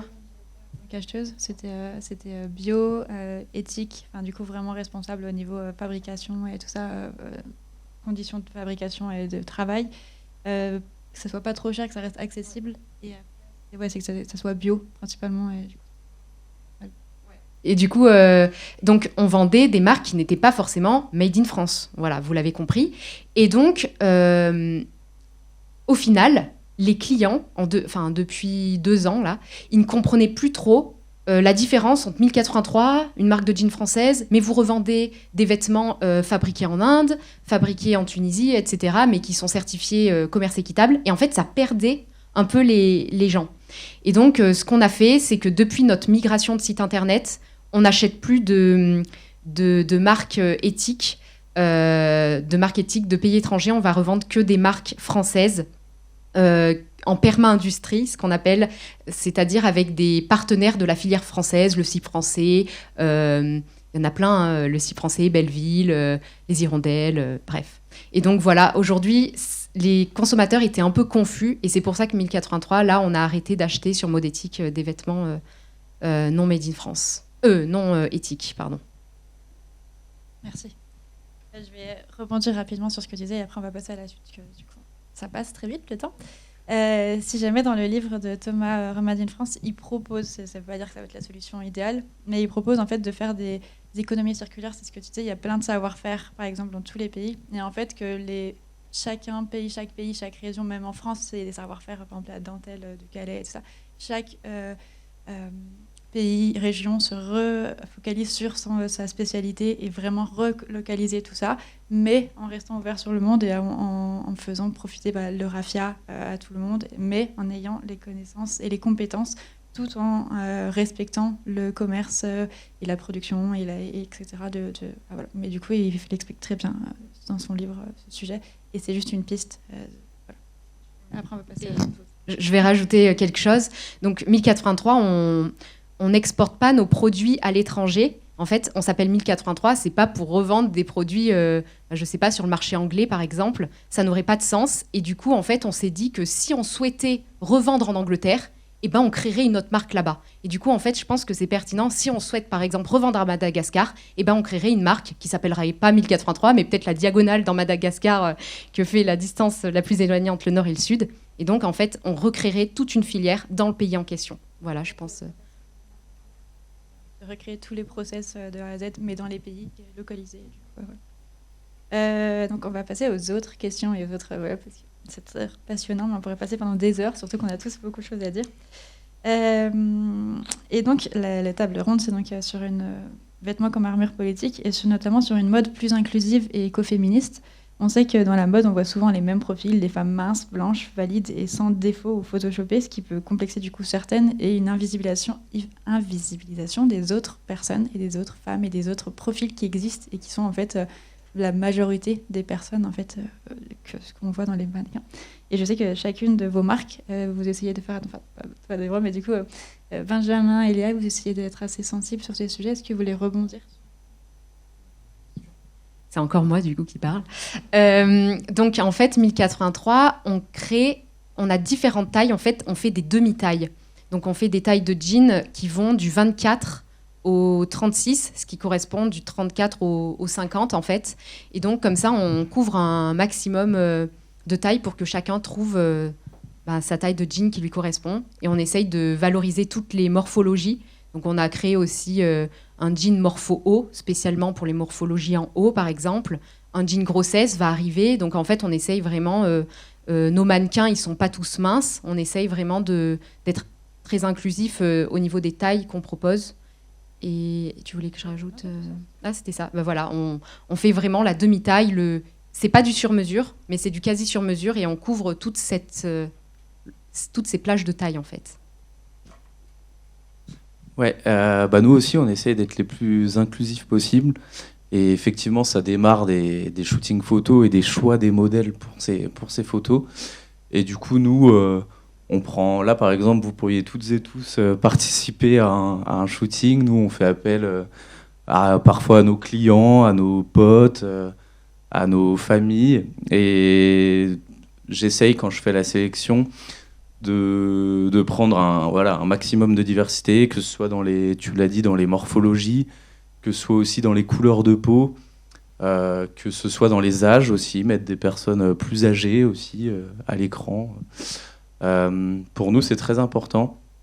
Et après, dans les faits, nous, généralement, on vend jusqu'au XXL, voire triple XL pour certaines références. Et ouais, ça, c'est carrément un point, je pense, en ce qui concerne la mode éthique. Est-ce que j'avais un truc à rajouter ? Non, c'est ça. Nous, max de diversité. Et on a un groupe, en fait, Facebook, projet photo coton vert. Et en fait, à chaque fois qu'on va faire des photos pour un nouveau vêtement, par exemple, on poste nos besoins et on essaie d'avoir un max de candidatures, entre guillemets. Et souvent, ça se passe très bien, il y a une bonne ambiance, etc. Et après, s'il y a un détail quand même sur ce sujet-là, nous, on va sortir de la lingerie là, bientôt, en novembre, normalement. Et typiquement, une demande que j'ai faite à la photographe, c'est de ne pas retoucher tout ce qui est peau d'orange, etc. Petits défauts, entre guillemets. Au contraire, nous, on veut montrer tout ça, toute cette diversité, à la différence de certains magazines qui vont faire des choses parfaites, mais qu'est-ce que la perfection ? C'est vaste sujet. Pardon. Et du coup, j'ai oublié de rajouter, donc on propose différentes tailles, mais aussi différentes longueurs. C'est-à-dire qu'en longueur, vous aurez du 30 au 36. Donc vraiment, vous avez un jean quasi sur mesure, quoi. Et je voulais rajouter quelque chose, je crois. Ah oui, c'était par rapport aux mannequins. Donc nos photos e-commerce, ce sont des salariés chez Mi83 qui prennent la pause. Donc entre une heure de pause, là on se dit, bon allez, il faut faire vite les photos pour le jog jeans. Et donc on va être la comptabilité qui va se prêter au jeu et faire le shooting. Donc voilà, et aussi les mannequins de toute couleur de peau et toute morphologie. C'est aussi notre communauté. On leur demande, le jean grossesse, est-ce que vous connaissez quelqu'un dans votre entourage qui est enceinte, etc. Et du coup, on peut shooter les vêtements avec toutes les morphologies possibles. Merci. Tout à l'heure, Déborah, tu parlais de la communication, et notamment, par exemple, dans tout ce qui est communication, il y a aussi les shootings photos, les défilés et tout ça, et du coup, notamment le bon traitement des mannequins. Est-ce que tu veux creuser un peu plus, justement, dans l'inclusivité ? Oui, effectivement, on parle beaucoup des valeurs que doit véhiculer une marque éthique, et ça va, y compris, on abordait le sujet sur la communication. On a entendu des choses qui se passaient sur les podiums, sur les mannequins, sur la façon dont on traite aujourd'hui les gens qui font vendre les vêtements. Et ça me paraît essentiel aujourd'hui, quand on est une marque, de faire attention à ça. Souvent, une marque, vous savez, elle sous-traite, elle ne sait pas trop. Elle cache un petit peu les yeux là-dessus, alors que finalement, de choisir, et je trouve que c'est assez intéressant ce positionnement de se dire, on sait qui portent nos vêtements, on sait qui sont sur la photo, et on sait dans quelles conditions en fait ces photos ont été prises. Je trouve ça important parce que du coup, ça évite le mauvais traitement qu'on peut avoir sur le mannequin. On parle évidemment de l'apparence, mais pas que. Il y a aussi, il y a eu des scandales sur des personnes qui travaillent dans des conditions incroyablement insupportable, des heures à attendre dans le froid juste pour avoir une jolie photo. C'est quand même pas très éthique tout ça. Donc je pense que c'est important de le garder en tête. Et justement, quand on est une marque, de faire attention à ça en fait. Comment je vends mes vêtements ? C'est quoi l'image et le message que je fais passer aussi à travers ma photo ? Pas qu'uniquement à travers le vêtement. Merci. On a fini sur ce sujet-là. Justement, aussi, c'était sur l'anorexie et tout ça, mais du coup, c'est tout ça. Et maintenant, on va passer sur le dernier chapitre. C'était sur justement les vêtements comme armure politique. On sait que la société impose des normes strictes en matière de mode et de beauté, notamment vers les femmes, et que notre apparence et nos moyens, nos vêtements, c'est vraiment notre armure pour le monde et diffuser notre message, notre personnalité, notre identité à travers nos vêtements. Et les femmes, on est beaucoup plus scrutées à travers nos vêtements, ce qu'on porte, notre attitude, plutôt que nos actes. Et on le voit par exemple avec les femmes politiques et tout ça. Et donc voilà, est-ce que vous auriez des exemples de personnes qui ont pris la parole à travers leurs vêtements comme armure politique et comme pour faire passer des messages politiques? Je pense qu'on le fait tous un peu de manière indirecte en fait. Et c'est ça qui est intéressant au final. Aujourd'hui, le vêtement, son rôle, c'est pas que de nous couvrir. De manière indirecte, même si vous ne le choisissez pas, vous transmettez un message à travers la façon dont vous vous habillez. Et je pense que c'est intéressant parfois de se poser la question de quel est le message que je veux transmettre. Pas uniquement sur le choix de la forme ou de la couleur du vêtement, mais aussi sur son origine et sa fabrication. Parce que finalement, quand on porte une marque, on porte ses valeurs d'une certaine manière. Et c'est important de se poser la question. Après, il n'y a pas que... C'est vrai que Claire n'est malheureusement pas là aujourd'hui, mais elle est un incroyable exemple parce qu'elle a choisi de créer une marque à la fois féministe sur ses valeurs, mais aussi avec des messages. En fait, c'était explicitement écrit sur les t-shirts. Tu le portes très bien, Héloïse. Sur les messages qu'elle voulait transmettre, en fait, c'était écrit. Et aujourd'hui, c'est vrai que nos vêtements peuvent aussi nous servir à faire ça, en fait, à faire passer des messages. Et je trouve ça hyper inspirant. Il y a plein d'exemples, on peut en citer plein, mais moi j'apprécie aussi beaucoup quand je m'intéresse un petit peu à la mode, aux marques et aux célébrités. Et quand j'ai vu au Met Gala plein de célébrités soit reporter d'anciens vêtements, soit porter des vêtements upcyclés, je trouve ça chouette, quoi. Je me dis, c'est cool, ça change. Les consciences, en fait, sont de plus en plus fortes, les mentalités évoluent, et c'est bon signe, en fait, pour la suite.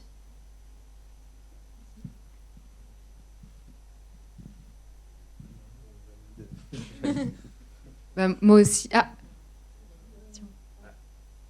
De toute façon, j'allais rebondir sur le fait que certaines stars, elles portaient justement des robes lors du festival de Cannes, sur le tapis rouge, en faisant passer des messages. Du coup, je trouvais ça fort à ce niveau-là, quand je suivais l'actualité, que je voyais que ces femmes, elles portaient haut et fort leurs convictions.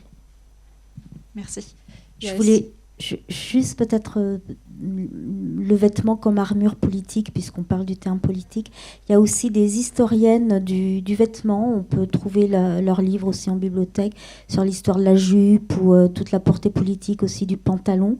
On sait que les femmes se sont battues pour pouvoir porter des pantalons. Voilà. Et je ne sais pas s'il y a des hommes dans la salle aujourd'hui. Ils peuvent se battre aussi à notre exemple pour porter des jupes ou des robes. Hein, pourquoi pas. Merci. Et justement, sur ça, il y a aussi la députée écoféministe qui sera présente cet après-midi, Marie-Charlotte Garin, qui a souvent une combinaison violette. Et sinon, elle a aussi fait sa rentrée à l'Assemblée nationale avec la robe de Cécile Duflot, qui avait été un peu sifflée et tout ça quand elle était à l'Assemblée nationale. Et du coup, Marie-Charlotte a porté cette robe en disant on est dans la place et on va arriver pour faire ça. Mais elle en parlera, je pense, cet après-midi. Et il y a aussi d'autres députés comme Rachel Keke qui portent des motifs wax et que du coup c'est aussi c'est les motifs un peu africains et tout ça pour mettre un peu son identité culturelle aussi. Voilà. Et en fait il y a plein de manières de faire parce qu'on sait que justement les vêtements sont hyper politisés. On a vu aussi récemment avec la baya et tout ça, et alors que ça peut être une robe et tout ça. Et il y a exactement, et en fait c'est principalement les femmes qui sont aussi stigmatisées et politisées sur ces sujets, alors qu'en fait il y a aussi le crop top et tout ça, et en fait, c'est vraiment voir comment on peut s'emparer de nos vêtements pour retrouver notre liberté. Est-ce que vous avez d'autres choses à dire ou pas? Parce qu'après, là, on va finir sur les... C'est après ça. Vous avez d'autres choses à dire? Ouais. Non, mais oui, je rejoins ce que disait Déborah. Moi, je connais pas trop les célébrités et tout, mais dire que toutes et tous, à notre échelle... on peut inspirer nos potes, nos familles. Et ça se fait aussi sans forcément porter sans que ça se voit forcément physiquement sur le vêtement qu'il y a une différence quelconque ou quoi, mais c'est aussi le choix du vêtement, comment il a été fabriqué, à partir de quelle matière, etc. Et de toute façon, tous nos achats sont politiques.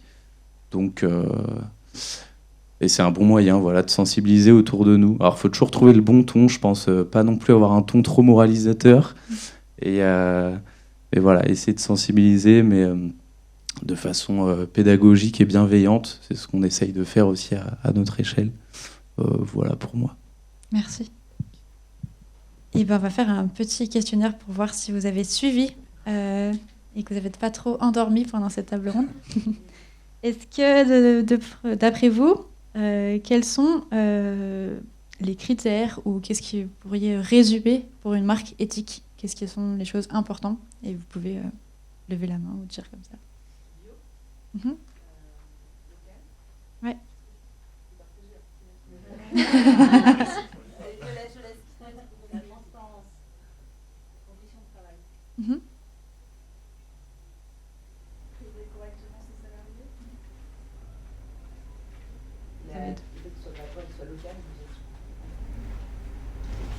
D'autres choses à rajouter? Intégrer vraiment tous les cycles de la conception à la fabrication, mais aussi le recyclage de vêtements, c'est important. Tout le cycle du vie. Ouais. Merci. Il y avait une question. Un vêtement inclusif aussi. Ouais, tout à fait. Pour penser aussi, oui, pour mieux l'enfiler et tout ça pour les personnes qui sont. Ouais. Un peu l'incitation à consommer, s'il y a plein de pubs et tout, peut-être que c'est pas forcément. Ça peut être un signal. Être transparent et montrer qu'on a certains défauts et comment contrer ces défauts justement et s'améliorer. Ça va, ils ont bien suivi. Bravo. Il y a un sujet qu'on n'a pas abordé dans le vêtement et dans la proposition en gros écoféministe du vêtement. Enfin, on a parlé de tous ces aspects hyper intéressants, mais aussi sur juste les modèles de vêtements qu'on présente, enfin qu'on propose. Par exemple, des poches. On sait que par exemple dans les jeans pour hommes, il y a des poches plus grandes qui permettent aux hommes d'avoir leur téléphone, alors que nous, on est entravés dans nos mouvements parce qu'on doit avoir un sac à main, parce qu'on a des poches trop petites. Ou dans les vestes de costumes pour hommes, il y a des belles poches à l'intérieur, alors que je ne connais qu'une seule marque de vêtements français dans lesquelles mes vestes de costumes ont des poches. Donc ça aussi, ça fait partie, voilà, c'est un autre sujet aussi, au-delà de tous ces aspects écologiques, inclusifs et tout ça, les modèles féministes aussi. Tout à fait, je suis d'accord. Claire aurait pu en parler, parce que Claire avait un grand débat sur ça, et d'ailleurs, on a connu Claire parce qu'elle a failli faire une collaboration avec 1083 et justement travailler sur des poches de jeans plus grandes. Et je ne sais pas si ça a abouti du coup. Mais du coup, à l'époque, c'est justement des poches de jeans plus grandes. Mais voilà. Mais en fait, il y a plusieurs sujets qu'on n'a pas trop abordés parce que Claire n'était pas là pour présenter ces messages. Mais merci de le rappeler. Du coup, merci. Est-ce qu'il y a d'autres choses? Oui. Bonjour, merci beaucoup. Je m'interroge depuis le départ sur l'utilisation du terme mode, qui me semble une contradiction complète avec l'urgence de ralentir. Et finalement, ce que vous décrivez, c'est pas de la mode, c'est du vêtement. C'est du vêtement qui répond à plein d'enjeux pour notre société et pour nous en tant qu'individus, mais qui n'a rien à voir avec la mode. Pour moi, la mode, c'est le problème. Et j'ai l'impression que pour ce qui est des deux marques là que vous représentez, il y a une stratégie marketing et une stratégie industrielle que vous n'assumez peut-être pas parce que vous laissez entendre que vous n'avez pas de stratégie marketing, mais en fait, vous proposez des options tout à fait, qui non seulement répondent à une demande qui semble-t-il sont à peu près rentables. Et qui sont formidables sur le plan environnemental. Et ça montre qu'il y a des stratégies industrielles et marketing qui sont possibles et qui probablement ne s'appellent pas industrie de la mode, mais s'appellent industrie du vêtement. Enfin, j'aimerais bien vous entendre sur cette utilisation de ce terme que tout le monde a utilisé. Et donc, voilà, ça m'interroge vraiment. Ouais. Non, je suis d'accord avec toi sur le mot mode. Moi, je ne l'entends pas Comme quoi, ouais, les mots ont leur importance. Je l'entends pas au sens mode, les saisons, la saisonnalité, etc. C'est plutôt mode, le textile. On devrait parler peut-être de textile éthique. C'est vrai que le mot mode, tu as raison, il peut prêter à confusion. Après, je crois que parce que quand on entend mode, on entend tendance, changer de vêtements tous les 4 matins, enfin j'ai bien compris l'idée. Après, je crois que que ce soit pour 1083 ou pour Coton Vert, je pense que tous les deux, on propose des vêtements intemporels. Là, moi, j'ai un pull assez classique, on fait des t-shirts blancs, basiques. Donc on a tous les deux, nos deux marques, des démarches justement assez contraires à la mode, avec des bons basiques du quotidien, et pas vraiment de motifs, etc. Alors ça aussi, ça pourrait nous être reproché, parce que des gens vont nous dire « Ouais, mais du coup, vous faites pas des trucs trop tendance et tout ». Donc, mais en tout cas, nous, on pense que... en tout cas, c'est plus dans nos valeurs de proposer des vêtements intemporels qui, justement, dépendent pas des modes, et qu'on va pouvoir porter d'une année sur l'autre, et à sortir plus facilement aussi avec d'autres vêtements, etc. Mais du coup, oui, c'est vrai qu'on parle de mode éthique, mais nous, on est, je pense pas, dans une forme de mode. Nous, par exemple, on va pas vraiment faire de nouvelles collections. Enfin, on va juste sortir des nouveaux vêtements, mais ça va d'une année sur l'autre, on va garder les mêmes basiques qui seront toujours en vente, etc. Et après... oui, bien sûr qu'on doit quand même avoir une forme de marketing, parce que nous, on doit quand même gagner notre vie aussi. Là, c'est encore une autre question. C'est tout le paradoxe entre garder nos valeurs et quand même faire des ventes, parce que si on ne fait pas de ventes, on ne paye pas notre loyer, et donc c'est compliqué. Je pense que pour 1083 ou pour nous, on essaie de trouver ce juste milieu, justement, de ne pas être trop dans l'incitation à l'achat. Et il y a aussi le fait d'avoir des clients réguliers qui, eux, vont naturellement racheter. Et ça nous permet d'avoir une bonne base de clients, et du coup d'avoir moins besoin de faire des publicités pour avoir de nouveaux clients, et aussi de compter sur le bouche à oreille, etc., plutôt que de faire 15 000 publicités, etc. Mais c'est sûr que oui, on doit faire des ventes, on doit faire un peu de communication. Là, on n'a pas le choix, en fait. Mais on essaie de trouver une forme de juste milieu. Je sais pas, Léa, si tu veux. Benjamin, il a un peu tout dit ce que je souhaitais dire, c'est-à-dire le jean, c'est un vêtement intemporel. Par définition, depuis très longtemps, on porte des jeans. Le jean droit, voilà. Et donc, en fait, nous, on sort pas des collections. On ne dit pas qu'on a une collection. Et en plus, à chaque fois, les nouveautés qu'on sort, à chaque saison, il y en a très peu. On va avoir 15 références. Contrairement à d'autres grandes marques de fast fashion qui vont en sortir énormément de modèles. 15, c'est rien. En tout, on a 300 références de produits. Donc, c'est pas énorme. Hein. Sachant, quand je dis 300 références, c'est en comprenant tous les t-shirts aussi qu'on vend, tous les pulls, salopettes, etc. Chaussures, bien sûr. Donc, voilà, nous, nos jeans, on dit à chaque fois que nos vêtements, ils sont intemporels, des basiques, indémodables. Et ensuite, donc là, ça fait 10 ans qu'on existe. Et en fait... on s'est rendu compte que notre cœur de cible, nos clients principaux, ce sont des personnes âgées de 45 à 60 ans. Donc, elles sont séduites par les jeans droits, les jeans, les bons basiques. Mais en fait, on s'est dit, mais il faudrait aussi qu'on arrive à conquérir une clientèle plus jeune. Et comment on fait pour conquérir une clientèle plus jeune ? Malheureusement, il faut faire des coupes un peu mode. Et donc, c'est ce qu'on essaye un peu de développer, mais plus l'aspect faire en sorte que nos produits soient désirables. Nous, la mode, on le voit plus dans le sens désirable, donner envie, en fait, avec des coupes mômes, des coupes tendances que les jeunes aiment porter. Donc, c'est en ce sens que la mode, c'est notre sujet, là, pour nos 10 ans, pour convertir le plus de personnes possible au Made in France et au projet... donner envie, que le Made in France, ça fasse envie. Donc voilà, c'est en ce sens la mode qu'on la voit, même si c'est pas du tout, ça fait pas partie de notre stratégie, mais un peu plus là pour conquérir une nouvelle clientèle. Et donc, comme l'a dit Benjamin, effectivement, il faut vendre quelques produits pour faire perdurer la filière. On est obligé de faire quelques ventes, et donc on est obligé de s'adapter un peu à la demande du marché, à ce que les jeunes aiment porter. Les jeunes, ils voudront pas forcément des coupes droites taille normale. Ils voudront des coupes mômes taille haute, malheureusement. Un dernier mot là-dessus. Ouais, nous aussi, je le disais tout à l'heure, on n'est pas dans la création de besoins, parce qu'on co-crée nos vêtements avec notre communauté, donc on va partir de leurs besoins à eux, et donc on va pas je perds mes mots. on va pas créer un modèle justement à la mode et faire un max de marketing pour le vendre à partir de leurs besoins pour le co-créer. Et je pense que cette démarche-là, justement, va un peu à l'encontre de la mode, etc. Après, c'est vrai que bien que nous, on soit aussi dans les vêtements intemporels, etc., parfois, c'est vrai qu'il peut y avoir des coloris qui vont peut-être plus marcher à telle ou telle saison. Nous, on essaye d'éviter ça, mais ce qui est compliqué, c'est que ça peut nous être reproché. Là, c'était la saison du terracotta, vous n'avez rien fait Enfin, c'est tout le paradoxe.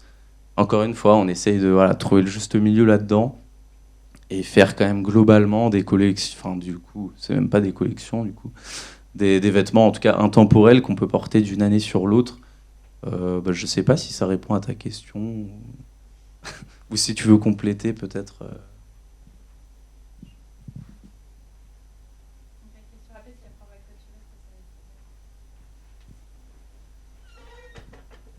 C'était peut-être juste une remarque. Enfin, moi, il me semble qu'il y a une grosse différence entre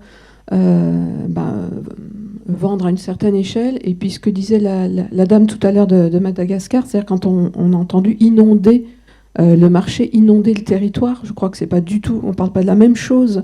Je pense qu'on est sur un problème de système aussi. Alors je sais pas si on peut dire système capitaliste, j'en sais rien. Il y a des enseignes qui ont quand même dû fermer, qui ont bu le bouillon. On est sur une surproduction, c'est-à-dire qu'on a énormément trop, quand on voit les vides-greniers ou peu importe tout ce qui se revend, même des fois Emmaüs dit on n'accepte plus de dons, on en a trop.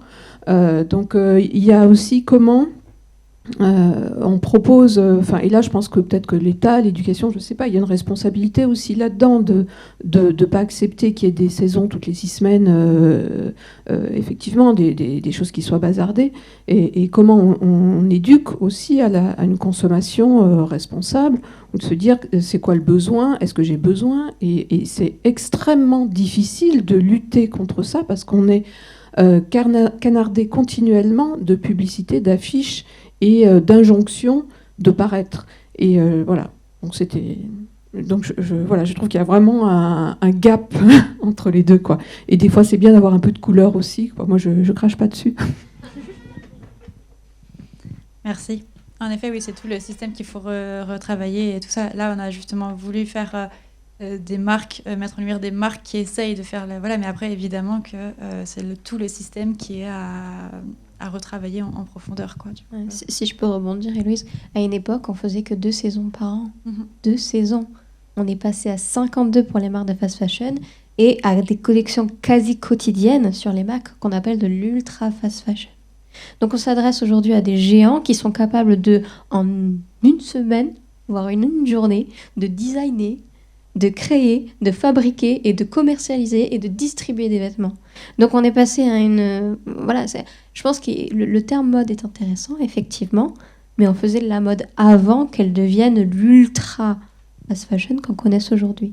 Et donc je pense que c'est quelque chose qu'il faut qu'on garde en tête, quoi, parce que j'espère qu'on est capable de quand même prendre plaisir à s'habiller, parce que c'est quand même un plaisir de s'habiller et de fabriquer des beaux vêtements, mais sans rentrer dans ce piège en fait du toujours plus vite, toujours à fond. Parce que même moi, je suis épuisée en fait de voir autant de choix. C'est ça. On finirait après on va clôturer. Alors, je voulais, je ne sais pas si j'aurai le dernier mot, mais en tout cas, je voulais partager avec vous une note positive. Je suis prof et en fait, je constate qu'il y a de plus en plus d'élèves, d'étudiantes qui sont en fait... les garçons mettent des robes, les filles mettent des sweats étiquetés entre guillemets garçons. Et j'en vois de plus en plus, et de plus en plus de jeunes garçons, d'adolescents, n'hésitent pas à se maquiller, à mettre des robes, des jupes. Mais, par contre, alors là c'est peut-être moins positif, mais personnellement je me considère comme non-binaire. Mais je sais que si ma direction me voit arriver avec une jupe, j'ai des jupes. Si ma direction me voit arriver avec ça va poser problème. Alors, il se trouve que je suis en fauteuil, donc on va pas trop me saouler non plus. Mais quand même, ça pourrait faire bizarre. Alors que, et moi je trouve ça très positif, pour les jeunes, en tout cas, il y a cette volonté de s'affranchir, en tout cas, des dictates de la mode enfermée, genrée, etc. Donc voilà, je voulais être un petit peu positif. Merci. C'est vraiment justement une mode plus inclusive et féministe et tout ça. Ouais. Merci. Donc la conclusion, et après on va faire rapidement vos tours d'actualité, c'est du coup, est-ce qu'on peut consommer éthique? C'est aussi être écoféministe en ne finançant pas l'exploitation des femmes, des enfants, des Ouïghours, ni la destruction de la planète et ses ressources limitées, en limitant les transports polluants, en donnant du travail aux minorités pour leur permettre leur émancipation, en pensant respect des droits, du respect des droits de la production à la communication et de la vente. Et on peut agir à notre échelle avec notre carte bleue pour promouvoir ces nouvelles pratiques, notamment la mode de seconde main ou les marques éthiques. Et je sais qu'on n'avait pas forcément tous les moyens et que ce n'est pas forcément une priorité dans notre budget, mais que si on peut le faire à un pas, c'est une chose, un geste, c'est déjà pas mal. Voilà. Donc là, on va clôturer la table ronde par les dernières actualités des marques. Et voilà. Et je vous remercie d'avoir été là et aux marques présentes. Je vous en ai un peu parlé tout à l'heure. Donc, on sera présent 1083 au Salon du Made in France à Paris. Donc, on part mercredi pour installer le stand. Et on sera du jeudi au dimanche. On sera toute la journée là. Vous ne pourrez pas nous louper. On aura un gros panneau 1083. Donc, voilà, c'est notre actualité. On sera à Paris. Et vous pourrez, du coup, essayer les jeans sur le stand. Et si vous souhaitez en acheter un, bien sûr, pas d'achat compulsif. Si vous avez réfléchi à acheter un jean avant et que vous en avez besoin, vous pourrez le précommander parce qu'on ne va pas pouvoir amener tout notre stock de jeans. Donc, vous pourrez le précommander directement sur le stand. Ouais, on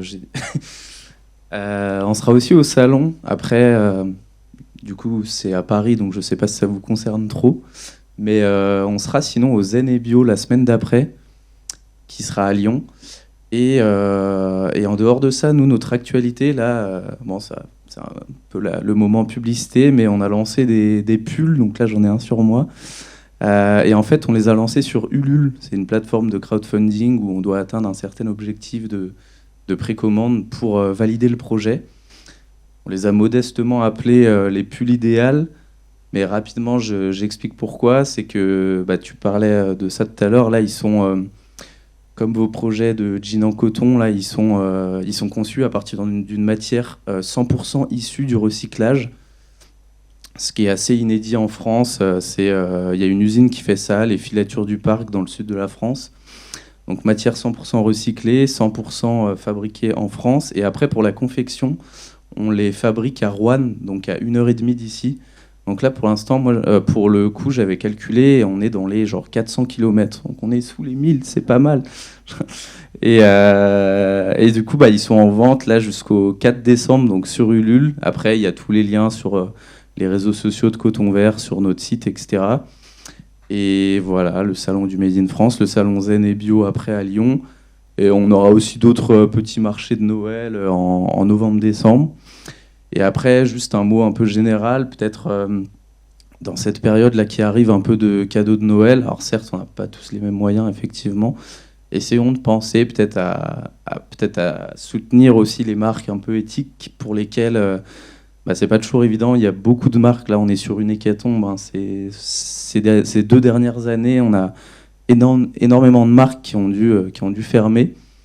Donc c'est essayer de penser à ces marques-là, essayer de les soutenir, même avec un petit achat, et puis pas toujours avoir le cliché de se dire de toute façon c'est trop cher, machin, parce qu'en fait on a quand même pas mal de marques qui ont une section seconde main, où on l'a dit tout à l'heure, vêtements moches, etc. Donc on peut aussi parfois trouver des prix assez corrects. Et après, ce qui peut nous permettre aussi parfois d'acheter mieux et un peu plus cher, pour boucler la boucle, c'est aussi d'acheter moins. Donc au lieu d'acheter peut-être 3-4 t-shirts un peu bidons qui vont se trouer après 3 lavages, là ça va être plutôt en acheter un, mais de qualité, qui va vous durer dans le temps, et que vous serez fiers de porter aussi, parce que peut-être que vous saurez que c'est Micheline qui l'a tricoté à Roanne, ou c'est le prénom d'une de nos tricoteuses de chaussettes, c'est pour ça que je l'avais en tête. Mais voilà, c'est essayer de penser à ces marques-là, et notamment en période de Noël, je pense que c'est un bon moment pour ça. Voilà, peut-être Déborah, si tu as un mot. J'ai pas vraiment d'actualité de mon côté, hein. Mais oui, n'hésitez pas si vous avez envie qu'on poursuive nos discussions, de me contacter directement, soit sur mon compte Instagram Je me recycle, soit de venir me voir à la fin de cette table ronde, c'est avec plaisir. Et effectivement, et Louis, si tu veux montrer mon livre, tu peux. C'est l'instant promo. Voilà. Vous pouvez le trouver dans n'importe quelle librairie. Il est édité aux éditions Jouvence. C'est disponible dans n'importe quelle librairie normalement. Ou s'ils l'ont pas, vous pouvez le commander. Et disponible. Librairie écoféministe juste au-dessus. Enfin, voilà. juste à côté.